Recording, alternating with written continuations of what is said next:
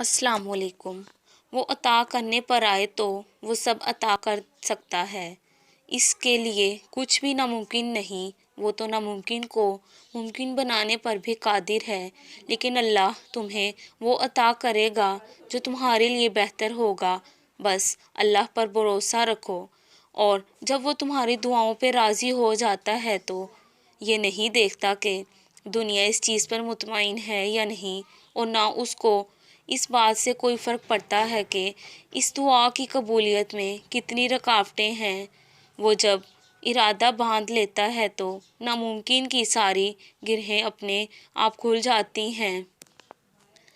نہ اللہ کو تمہاری دعائیں بھولی ہیں، نہ ہی اسے تمہارا صبر بھولا ہے۔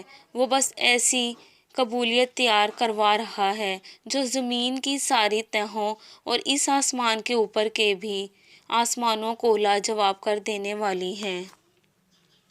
جب کوئی آپ سے مدد مانگے تو یہ سوچ لیں کہ اس نے ہم سے پہلے رب سے مدد مانگی تھی، اور ہمارے رب نے اسے آپ کا پتہ دیا تھا۔